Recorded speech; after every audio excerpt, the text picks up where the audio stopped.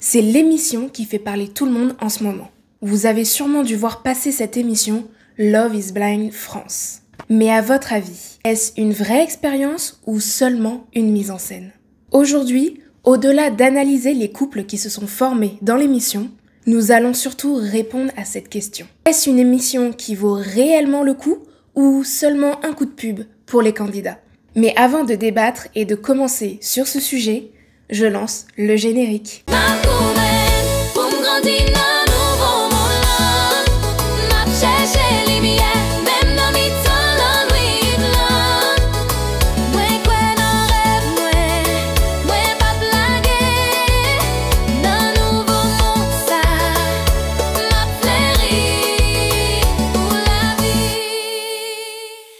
Hello les girls, j'espère que vous allez bien. Bienvenue dans cette nouvelle vidéo. J'espère que vous êtes bien installés car aujourd'hui nous allons jouer les commères.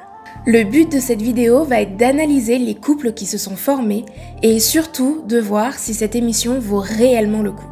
Alors je ne sais pas vous, mais moi honnêtement ce n'est pas la première fois que je regarde ce concept à la télé.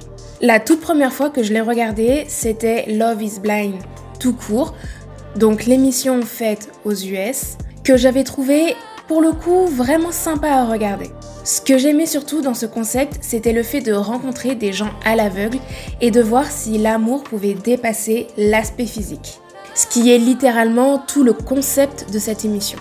Mais il faut dire qu'aux US, c'était bien filmé. Et ce qui avait été sympa, c'est qu'à la finalité, des couples s'étaient formés avec derrière des vrais projets d'avenir. Et ça, on peut dire, mesdames, que ça donne confiance en l'amour et en l'avenir. Et je vous avouerai que je ne sais pas si on peut dire vraiment la même chose de celle qui a été produite en France. Mais je vais éviter de mettre la charrue avant les bœufs et on va analyser vraiment tous les couples qui se sont formés. Dans un premier temps, je vais vous expliquer un peu le concept de l'émission. Bon, je viens de vous le dire vite fait, mais je vais vous l'expliquer un peu plus en détail. Vous vous souvenez de cette vieille émission L'amour est aveugle? Mais à l'époque, En gros, vous prenez ça avec le mélange de Marié au premier regard, vous checkez tout et ça vous donne Love is Blind, le concept de Love is Blind.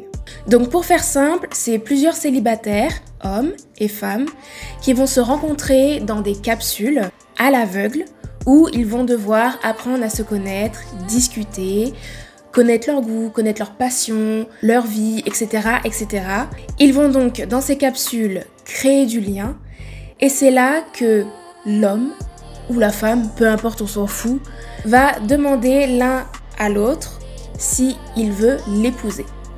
Donc en gros, le but, c'est clairement de demander quelqu'un de l'épouser aveuglément, sans jamais avoir vu la personne. Ensuite vient la première rencontre. Donc là où ils vont se révéler et se voir physiquement pour la première fois. Et on peut dire que les réactions sont souvent assez drôles. On lit facilement sur le visage de la personne si en fait elle est attirée ou pas du tout attirée par le physique de l'autre. Mais vu que le principe de l'émission est de passer outre ça, ils continuent, clairement. Une fois passé cette étape, ils vont faire la lune de miel. Donc là, ils vont commencer à passer du temps ensemble à l'extérieur, apprendre encore plus à se connaître et passer un moment charnel. Bon, alors bien sûr, pas tous les couples le font, hein, mais il faut dire que la plupart passent quand même à la casserole, hein. Une fois cette étape passée, il y a le retour à la réalité.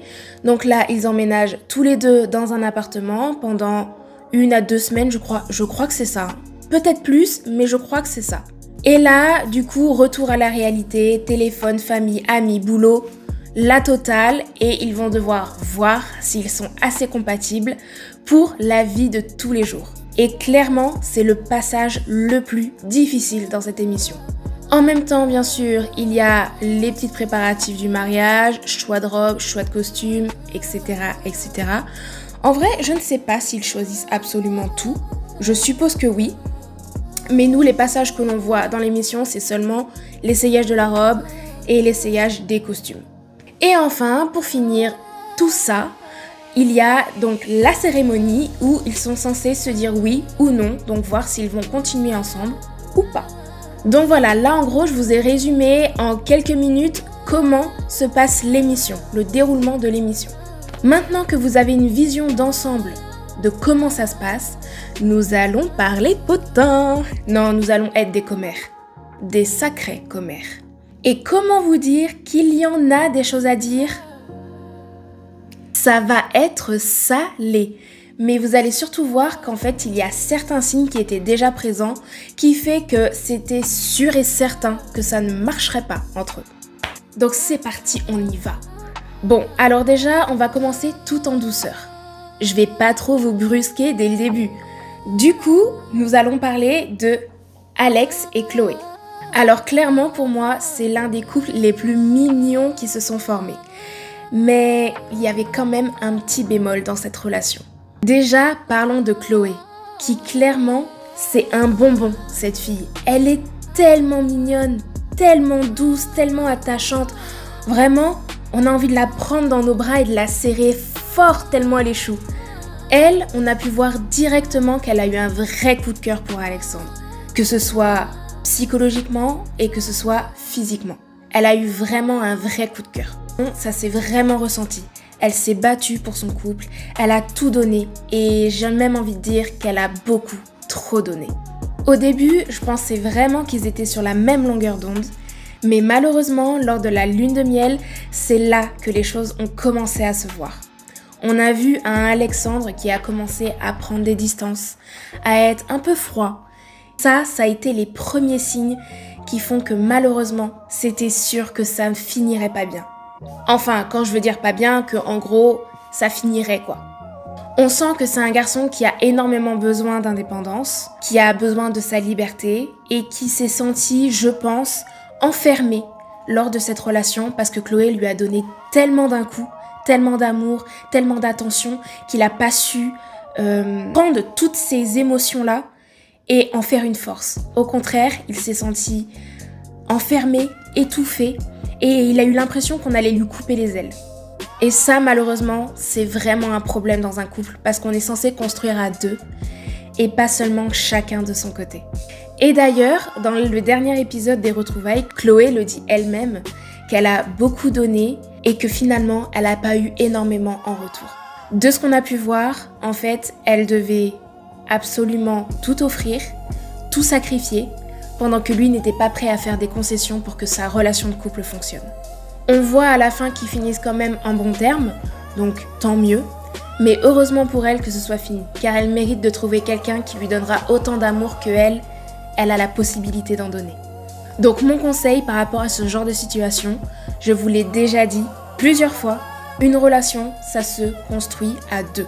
Il est hors de question qu'il n'y en ait qu'un seul qui fasse tout, qui fasse toutes les concessions, et que l'autre se prélasse comme ça et n'ait pas d'effort à faire ou de concessions à faire pour vivre cette relation. Donc si jamais vous êtes dans une relation à sens unique, abandonne. Ce n'est pas une relation saine pour l'avenir. Mais attention, ça ne veut pas dire que la personne est malsaine. C'est juste que la relation en elle-même, le mélange des deux personnes, ce n'est pas sain pour l'avenir. Couple suivant. Et celui-là, comment vous dire qu'il m'a tendu un petit peu. Le couple Yannick et Tatiana.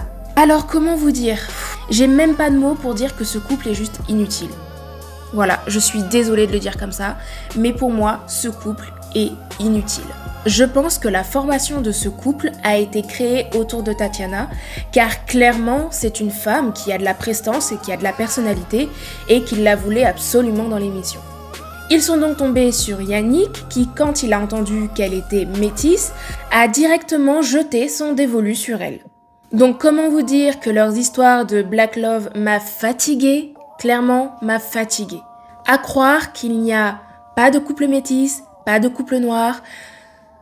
Bref, ça c'est un autre sujet. En tout cas, c'était sûr que c'était deux personnalités qui ne fonctionneraient pas du tout.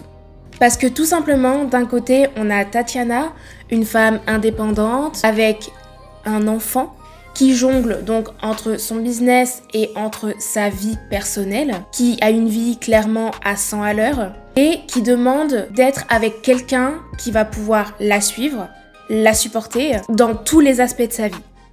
Et vous savez quoi? Ce qui m'a le plus interpellée dans tout ça, c'est la partie où ils ont parlé du contrat de mariage.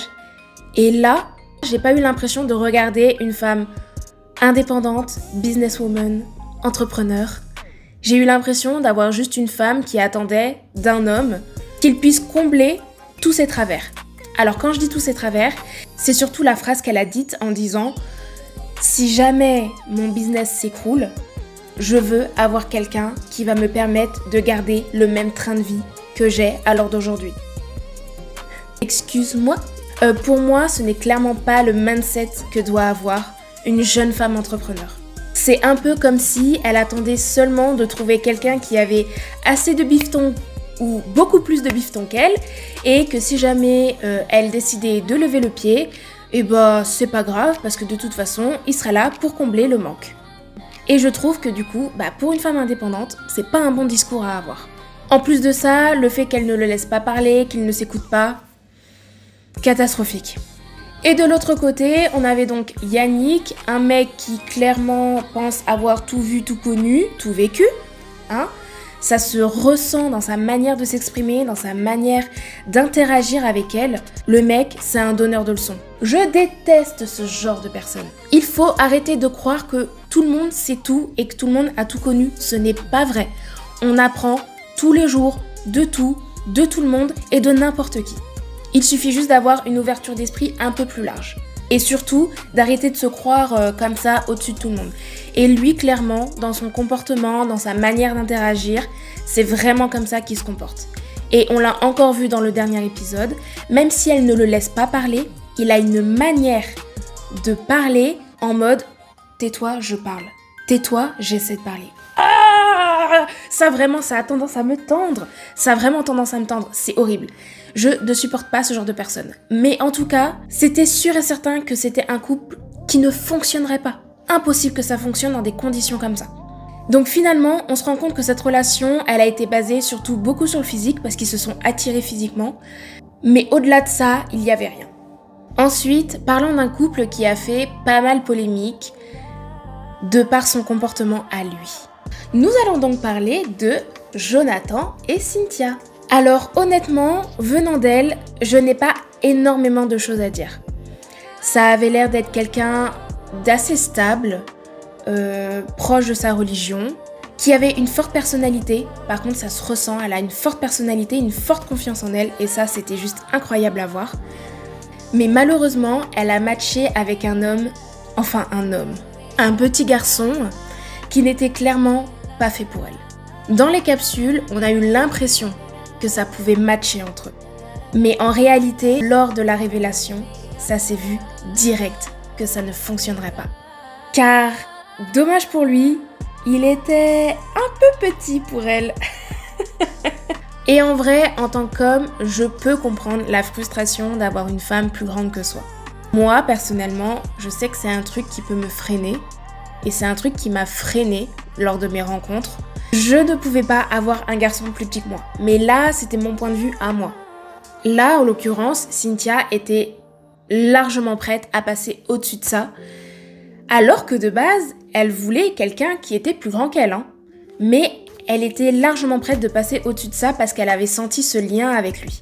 C'est pour ça que clairement, je ne vais pas passer 50 ans sur ce couple, parce que finalement, le vrai problème, c'est que lui, c'est un petit garçon qui a sûrement un manque de confiance en lui qui est assez important, et quand il a vu Cynthia qui était beaucoup plus grande que lui, ça l'a juste rabaissé dans son ego, et il a eu besoin, en fait, de se sentir fort et de se sentir au-dessus d'elle, en lui parlant d'une certaine manière qui était pas cool, clairement pas cool, et en lui tapant une crise juste parce qu'elle avait décidé de porter des talons lors de leur retrouvailles sur un rooftop, si je dis pas de bêtises, et que monsieur n'a pas accepté et lui a dit carrément qu'elle lui manquait de respect parce qu'elle mettait des talons.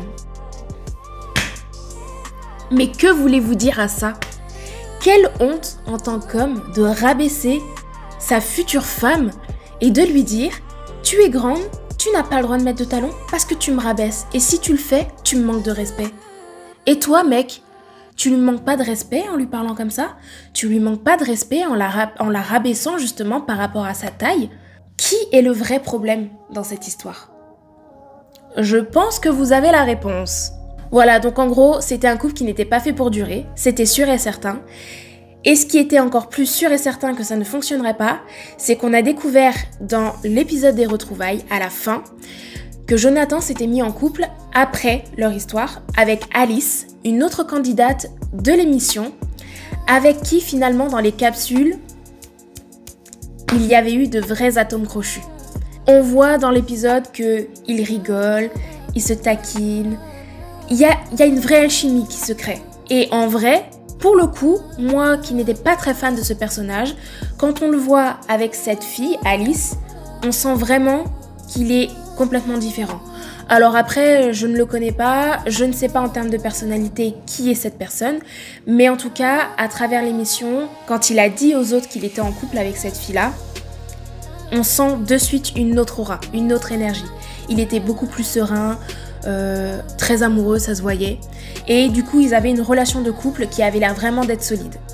Et donc finalement, on se rend compte que du mal a été fait dans cette histoire. Ils se sont fait du mal tous les deux, Cynthia et Jonathan, pour rien, alors que Jonathan aurait juste dû choisir Alice, parce qu'en fait, c'était elle son match. Voilà, parce que ils étaient meilleurs potes, en fait. Meilleurs potes, du coup, meilleur couple, c'est sûr. L'un ne va pas sans l'autre. Je vous l'ai toujours dit, votre couple, le mec, ça doit être votre meilleur pote, votre conjoint, votre mari, votre copine de commère, ça doit être tout, ça doit être un ensemble de choses. Et là, c'était exactement ça, et en fait, c'est ça qui les a freinés. Et comme quoi, il faut écouter Tata Aurore. Donc en tout cas, je leur souhaite quand même beaucoup de bonheur, et j'espère que Cynthia trouvera quelqu'un à sa hauteur. Ok, donc maintenant, passons au couple suivant. Un couple qui pour moi a été aussi inutile. Nous allons parler de Thomas et de Kim. Alors comment vous dire? Je ne la supporte pas. Voilà, c'est dit. Dès le début, sa manière de parler là, oh, j'avais vraiment envie de l'étriper dès que je l'écoutais parler. On a vraiment l'impression qu'elle est juste là pour se donner un genre. C'est insupportable. Honnêtement, quand tu les voyais tous les deux, c'était sûr que ça ne fonctionnerait pas. Ils viennent de deux mondes complètement différents. La base est la même, mais alors par contre, ce qu'il y a autour, ça n'a clairement rien à voir. Kim, c'est vraiment la bobo à donf, qui fait la belle, qui va que dans de beaux endroits, qui mange dans de beaux restos, et nanani, nanana, toujours dans la manière. Voilà. Vraiment, que du superflu, que du m'as-tu vu, voilà. Ça, c'est elle. A contrario, Thomas, c'est un bobo aussi, on le sent, mais il a ce côté vraiment plus artiste, peinture nature. Le mec, il a pas envie de se prendre la tête, il a une fille qui compte pour lui, il a juste envie de trouver quelqu'un qui pourra intégrer sa famille et aimer sa fille autant qu'il l'aime. Voilà. Et clairement, que ce soit dans les capsules, que ce soit lors de la lune de miel, ou que ce soit après, quand il y a eu le retour à la réalité, il n'y avait rien qui allait. Ils n'étaient clairement pas sur la même longueur d'onde. Et ne parlons même pas, oh là là, de cet instant. Il faut que je vous en parle. Ou sur le rooftop, Kim, Sabrina et... Ah, c'était laquelle déjà? Oh non, je crois que c'était Chloé. Bon, c'est pas grave. Elles en ont mis plein la gueule à Charles et à Julie en se mêlant de leur couple et du choix qui avait été fait, alors que clairement, ça ne les regardait pas. Et quand je vois que la Kim, elle a pété un câble et qu'elle a fait une crise à Thomas, parce que pour elle, quand on est devant tout le monde, mon mec, il doit me soutenir. Ah non, en fait. Enfin, il doit te soutenir, oui, si tu as raison. Si tu es en tort, tu es en tort, en fait. Tu n'avais pas à te mêler de quelque chose qui ne te regardait pas. Et alors ça, quand on voit le comportement qu'elle a par rapport à ça, et qu'on voit qu'il fallait absolument qu'il soit de son côté, moi je vous dis, hein, ça c'est des personnes toxiques à balle, toxiques. Donc clairement, ce couple, je n'ai pas pu dès le début et je ne pourrai jamais, même à la fin, quand ils étaient en mode amis, MDR, non, je ne pouvais pas. Et puis je suis désolée, mais le rapport à la famille Beckham... mais laissez-moi rire, pour vous dire, la seule chose qui est Beckham dans ce couple, c'est les dents qu'elle s'est refait faire après l'émission. Bon, j'avoue, ça c'était un peu gratuit. Mais c'est réel, on va pas se mentir. Enfin bref, je peux vous dire que c'est un couple inutile et que si vous vivez une relation comme ça, next, on oublie. Ensuite, parlons du couple suivant. Alors celui-là, il a énormément fait parler. Le couple Charles et Julie. Alors que dire de ce couple? Alors déjà, je tiens à dire que Julie, c'est la deuxième fille que j'ai trouvée hyper mignonne dans cette émission. On voit que c'est quelqu'un de doux, quelqu'un de sincère, quelqu'un d'entier. Le seul petit bémol, c'est qu'elle a peut-être tendance à être affectivement très attachée aux gens et que je pense qu'il faudrait qu'elle travaille sur ça et sur sa confiance en elle pour pouvoir vivre une relation saine avec quelqu'un et trouver quelqu'un qui pourrait vraiment lui correspondre.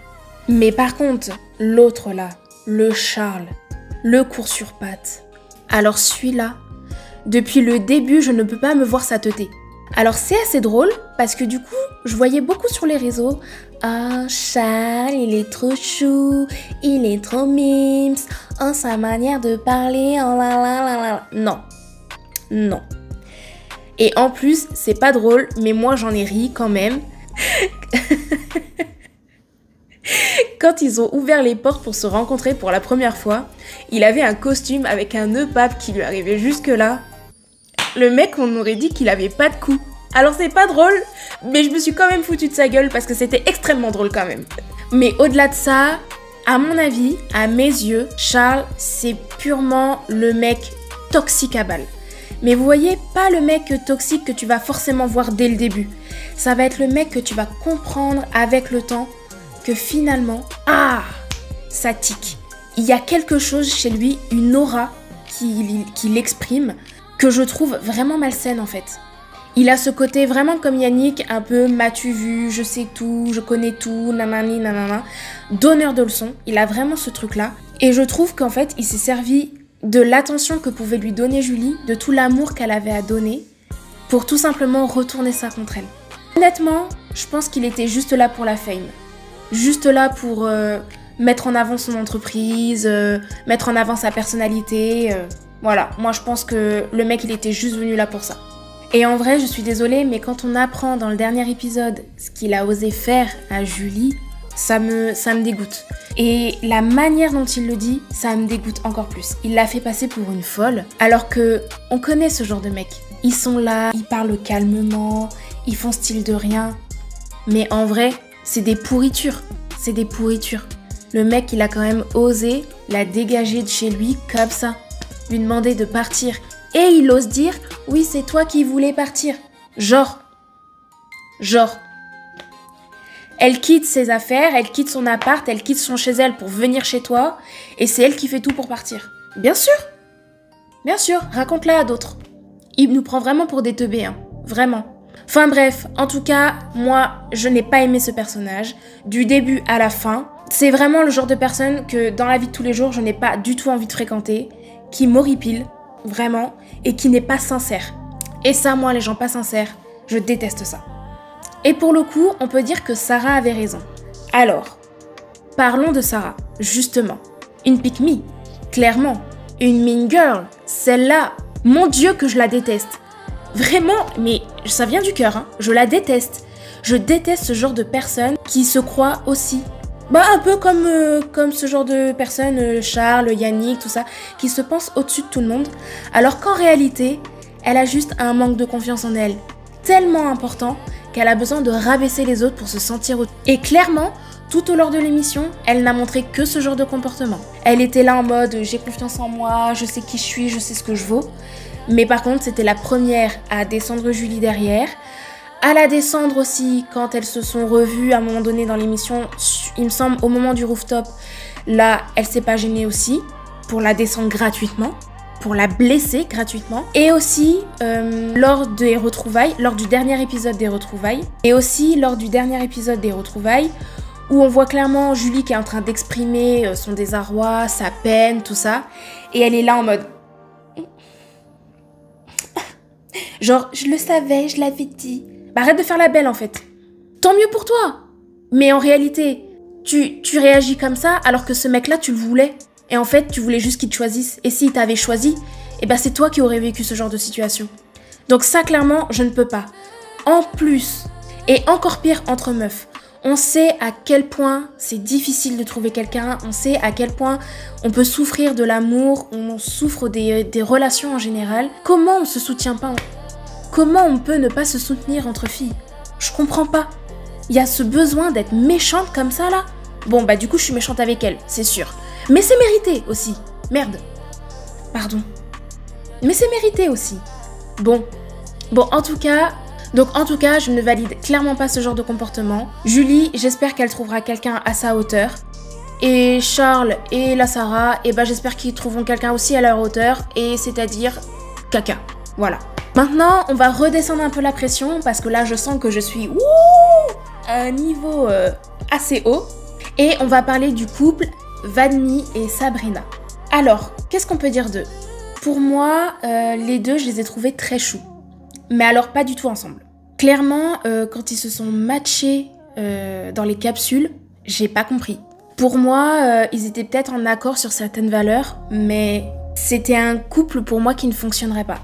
Alors, est-ce que je dis ça parce que je trouvais que physiquement, ils ne matchaient pas? Peut-être. Je pense que d'une certaine manière, c'est aussi important. Mais je sentais pas ce truc en plus qui faisait que, ouais, ce couple, ça pourrait fonctionner. Vous voyez, pas comme Chloé et Alex. Vous voyez un peu? Le truc en vrai, c'est que Vanny, c'est quelqu'un d'assez réservé, d'assez pudique. On le ressent dans sa manière de parler, d'exprimer ses émotions, il a vraiment du mal avec ça. Et ça, je pense que c'est vraiment un aspect culturel qui fait qu'il est comme ça. Et elle, à contrario, c'est un peu tout feu tout flamme, ça part vite dans tous les sens. On voit que c'est quelqu'un qui a énormément d'amour à donner, énormément de valeur, et ça c'est très beau. Mais clairement, le mixte des deux, non, ça, pour moi, ça ne pouvait pas fonctionner. Et je pense aussi que malheureusement, le fait qu'elle soit jalouse, excessive, et qu'elle ait un manque de confiance aussi important en elle, ça a joué aussi beaucoup sur cette relation. Et c'est dommage parce qu'en plus, c'est une très belle femme qui a de très belles valeurs et elle devrait avoir beaucoup plus confiance en elle. Donc clairement, c'est un couple qui a été très mignon en tant que personne. Voilà, chaque personne est très chou, mais ensemble, ça ne pouvait pas fonctionner. Et je veux vous dire aussi que j'ai beaucoup aimé dans le dernier épisode le respect mutuel qu'ils avaient l'un envers l'autre. C'était très beau à voir. Et de se dire qu'on n'est pas obligé de se détester quand une relation ne fonctionne pas, ça c'est très beau. Et d'être heureux pour la personne qui rencontre quelqu'un d'autre, quelqu'un dans ses valeurs, ça aussi je trouve ça très beau à voir. Donc en tout cas, eux deux, je leur souhaite beaucoup d'amour, beaucoup de joie. J'espère qu'ils rencontreront quelqu'un avec qui ils pourront s'épanouir. Et voilà, il devrait y avoir beaucoup plus de relations finalement qui se finissent comme ça, parce que c'est pas une fatalité, c'est pas parce que ça fonctionne pas avec quelqu'un que ça ne pourra pas fonctionner avec quelqu'un d'autre. Mais il faut juste savoir arrêter au bon moment. Voilà. Et pour finir cette liste de couples, parce que oui, on n'a pas fini, il y a un couple que vous n'avez pas vu à l'écran et qui pourtant aurait dû être à l'écran. Le couple Stan et Anaïs. Alors honnêtement, eux, je ne voyais pas exactement qui c'était, parce que bon, on retient pas le nom de tous les candidats qui ne passent pas vraiment à la télé. Mais en fait, je suis tombée sur une vidéo d'eux sur les réseaux sociaux où ils ont dit justement « Nous sommes le seul couple qui se sont formés. Nous sommes le seul couple qui s'est formé dans l'émission et qui dure. » Et là, je me suis dit « Mais what? Pourquoi ?» C'est le seul couple qui s'est formé dans les capsules, qui a vécu toute l'expérience et qui à l'heure d'aujourd'hui, donc 1 an après, sont encore mariés. Et on parle pas d'eux. Ah, je suis dégoûtée. Vraiment, je suis dégoûtée.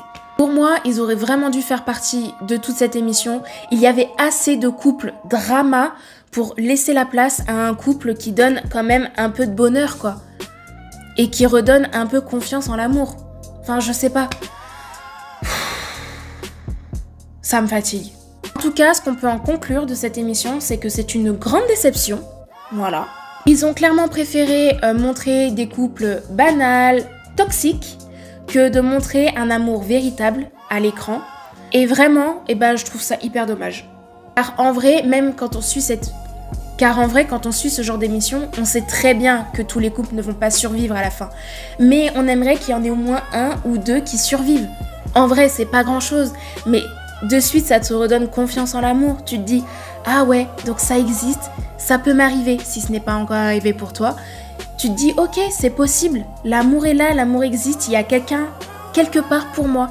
Eh ben non, ils préfèrent montrer que des couples là, qui servent à rien là, que de montrer franchement un vrai bonheur quoi. Oh, ça m'énerve. Ah, puis c'est pareil, parlons quand même de Teddy et de sa femme. Voilà quoi, c'est tout ce qu'il y a à dire. Un souffle. Les questions, surtout à la fin, les questions posées, nulles. Mais nulles. Oh là là. Inutile. Voilà. Désolé Teddy, inutile. Et pourtant, c'est dommage parce qu'il donne vraiment l'image de ce couple fort, beau, qui a traversé des choses, qui sont ensemble depuis longtemps et tout. Mais... oh là là. Non, je les ai pas du tout appréciés en tant que présentateur. Vraiment pas. Vous me donnerez votre avis, mais moi j'ai pas aimé. La reconversion, Teddy n'est pas bonne. Elle n'est pas bonne. Choisis une autre voie. Donc en globalité, si vous voulez vous divertir, allez-y, regardez. Même si, bon, ça apporte pas grand-chose, à part si vous analysez du coup les différents couples, les différentes situations et les comportements. Là, ça peut être intéressant. Mais sinon, clairement, ça ne vaut pas le coup. On verra quand même lors de la deuxième saison, parce qu'il y aura sûrement une deuxième saison. On verra si c'est un peu mieux, mais honnêtement, vu comment c'est parti, si la deuxième est pareille, ça risque pas d'être fameux. Donc clairement, vous ne perdrez pas grand-chose. Par contre, vous perdrez énormément si vous ne vous abonnez pas à ma chaîne et que vous n'écoutez pas mes petits conseils. Donc non, l'amour n'est pas aveugle, car une relation, elle se crée autour de la complicité, du physique et de tout ce que du coup vous allez partager au fur et à mesure du temps. Et de l'amour que vous allez donc éprouver l'un pour l'autre. Alors je vous dis à tout à l'heure dans les commentaires pour que vous me donniez votre avis sur l'émission et sur les candidats. Et en attendant, je vous fais des bisous et je vous dis à bientôt pour une prochaine vidéo.